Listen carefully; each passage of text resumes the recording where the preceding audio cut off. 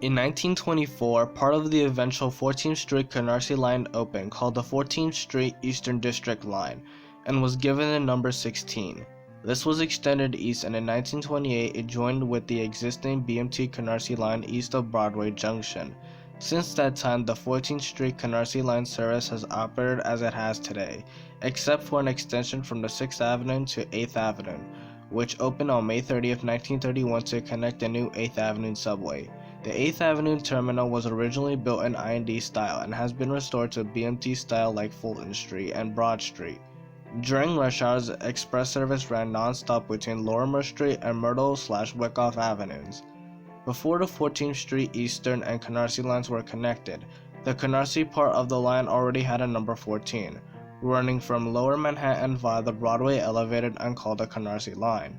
When the 14th Street Eastern line was connected in 1928, this was renamed the Broadway Brooklyn Line, but continued to operate to Rockaway Parkway. Starting on September 23, 1936, express trains ran to Leverett Boulevard via the connection with the Fulton Street elevated at Atlantic Avenue. This connection was severed on April 30, 1956. Then the service ran to Rockaway Parkway again, but was discontinued on August 23. The R27 to R38's roll signs had both L and double L for express and local service, even though the express never ran thereafter.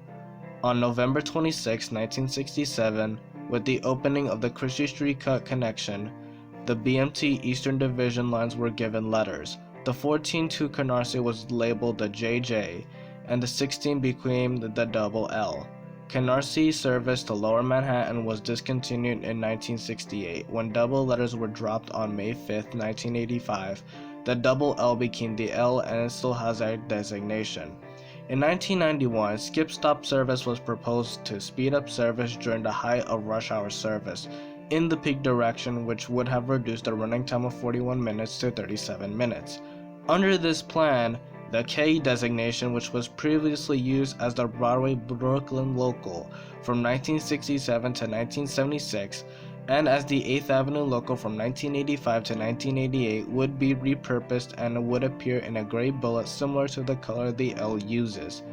Both services would have common stops at Rockaway Parkway, Broadway Junction, Myrtle Avenue, Lorimer Street, 1st Avenue, Union Square, 6th Avenue, and 8th Avenue.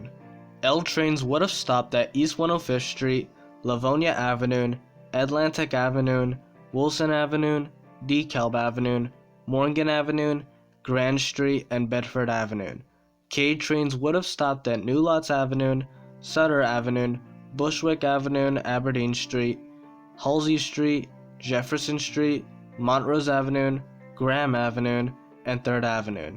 This change was proposed as a service improvement alongside other changes that would have either reduced or eliminated service to balance the MTA's operational budget, but this was never implemented. Ridership on the L has increased dramatically since 2000 since many neighborhoods along the route have experienced gentrification.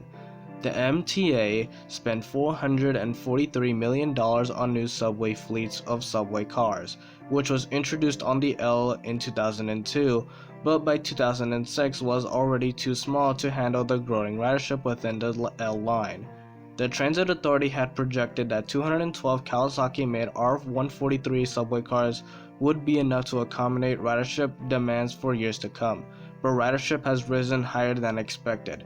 Therefore, 68 new R160A cars manufactured by Alstom were equipped with CBTC so they could run on the L. The BMT Canarsie line tracks underwent an extensive retrofit over to CBTC, a system that controls the trains via a computer on board, as opposed manually operated by a human operator. This was completed in April of 2012. While the retrofit has resulted in nearly 2 years of service changes and station closings, this system will eventually allow trains to run closer together and enables in-station countdown clock displays to note the exact time until the next train arrives. The train also used Opto, one-person train operation, beginning in June 2005.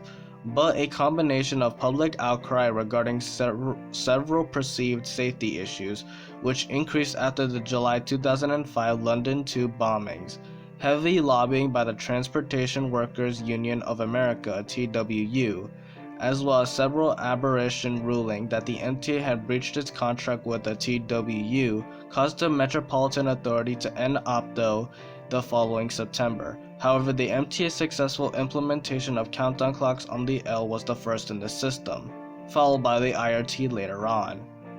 Starting April 27, 2019, L service was limited between 3rd Avenue and Bedford Avenue on late nights and weekends to allow for repairs on the Canarsie Line tunnels underneath the East River, which were badly damaged by Hurricane Sandy in 2012. Trains in both directions operated on one tube between 3rd Avenue and Bedford Avenues, while late night and weekend work was done on the other tube.